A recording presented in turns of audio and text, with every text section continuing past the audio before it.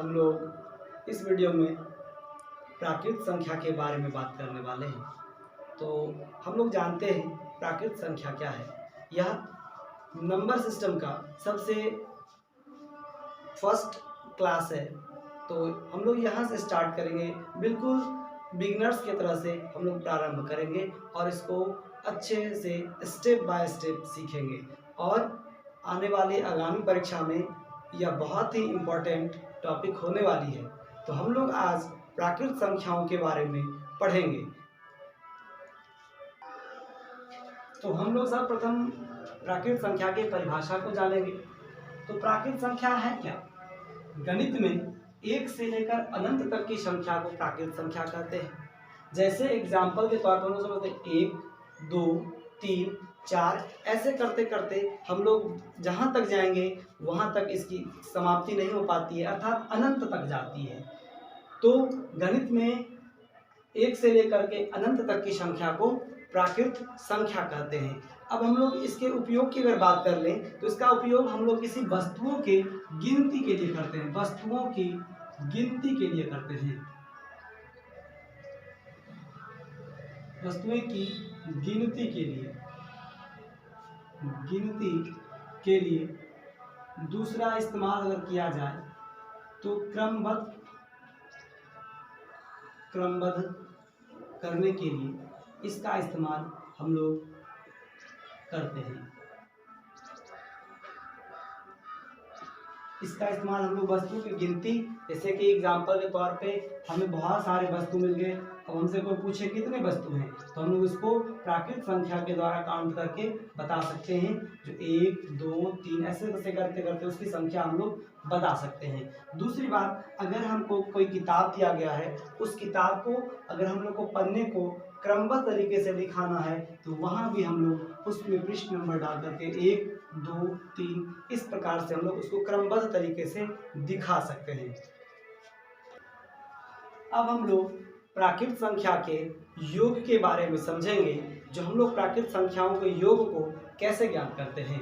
तो सबसे प्रथम हम लोग प्राकृत संख्या के एग्जाम्पल के तौर पे देखेंगे। हमें कोई क्वेश्चन देगा, एक से लगातार 10 संख्याओं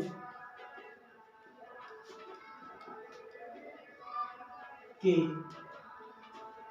योग कितने होते हैं। इस प्रकार के हमारे पास अगर प्रश्न रहेंगे तो हमें काफ़ी देर लगने वाला है। ऐसे करके जोड़ेंगे 1, 2, 3, 4 ऐसे ऐसे करते करते हम लोग 10 तक जोड़ेंगे तो काफ़ी समय लगेगा। इस समय को बचाने के लिए हम लोग इसको और भी आसानी से जोड़ सकते हैं। इसको जोड़ने के लिए हम लोग क्या करेंगे, एक फॉर्मूला का, एक सूत्र का उपयोग करेंगे। वह सूत्र होता है n × n+1/2।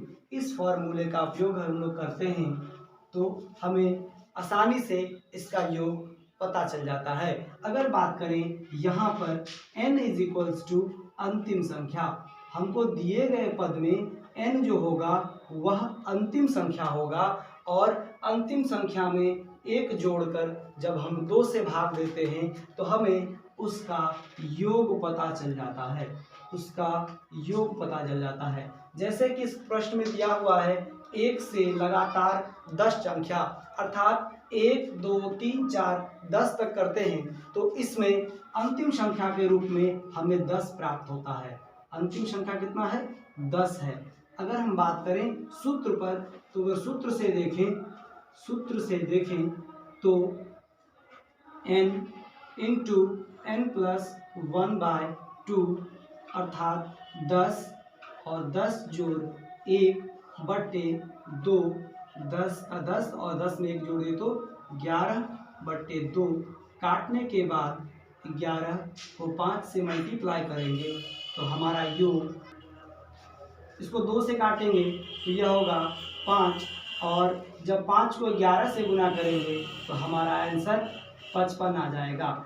तो हम लोग इसका योगफल के रूप में क्या देखें तो हमारा योगफल 55 आ गया है। और भी हम इस पे 1-2 क्वेश्चन और करके देखते हैं, फिर आप लोग और भी अच्छे ढंग से समझ पाएंगे। अब हम लोग क्वेश्चन नंबर 2 की बात करें तो यहाँ पे क्वेश्चन दिया हुआ है 1 से लगातार 20 प्राकृत संख्याओं का योग ज्ञात करें। यहाँ पर 1 से बात किया गया है, यहाँ 1 से लगातार 20 तक। अब हमें इसका आसानी से उत्तर देने के लिए फिर उसी प्रकार का वही फार्मूला का इस्तेमाल करेंगे जो हम लोग फार्मूला सीखे थे। तो सूत्र क्या था? तो सूत्र हमारा है n इंटू एन प्लस 1/2। अब इस फार्मूला पे मैंने आप लोग को पहले बता रखा है n जो होता है वह हमारा अंतिम संख्या है। तो अंतिम संख्या हमारे पास कितना है? तो यहाँ अंतिम संख्या के रूप में हमारे पास 20 है। तो हम लोग 20 को रखेंगे यहाँ और 20 जोड़ 1/2 कर देंगे और 20 गुने 21/2 और काट देंगे तो हो जाएगा 10। और 20 को जब 21 को जब 10 से गुना करेंगे तो वो हमारे पास आ जाएगा 210। इस प्रकार से हम लोग लगातार संख्याओं का योग आसानी से ज्ञात कर देंगे। इसमें कुछ क्वेश्चंस घुमाया जाता है, जब यह 1 से बोलेगा तभी हम लोग इस फॉर्मूले का प्रयोग करेंगे। जब इस संख्या में 1 को हटा देगा, अगर यहाँ पूछेगा 20 से 25 तक का, तब इस फार्मूला का इस्तेमाल करने के बाद हम लोग पहले संख्या में से घटाएंगे। वह प्रश्न भी आपको मैं अगले वीडियो में बताऊंगा। तब तक आप लोग हमें बताएंगे कमेंट करके जो यह वीडियो आपको कैसा लगा। अगर समझ में आया होगा तो आप लोग ज़रूर बताएंगे। और होमवर्क के रूप में मैं आपको 2 क्वेश्चन देने वाला हूँ, जिसका आंसर आप लोग हमें कॉमेंट बॉक्स में ज़रूर बताइएगा। धन्यवाद। तो मैंने आप लोगों के लिए कुछ होमवर्क के रूप में क्वेश्चन दे दिया है। आप इस तीनों क्वेश्चन को आसानी से बनाया, आई होप आप लोग आसानी से बना भी लीजिएगा। और मैं आशा करता हूँ इन क्वेश्चन को बनाने के बाद आप लोग ज़रूर कमेंट बॉक्स में इसका आंसर बताएंगे। और इस प्रकार में और भी आप लोगों को मज़ेदार ट्रिक्स के साथ इस क्वेश्चन को आसानी से हल करना बताऊँगा। इन ट्रिक्स को सीखने के लिए आप हमारे साथ बने रहने के लिए इस चैनल को लाइक करें, शेयर करें और सब्सक्राइब करें। धन्यवाद।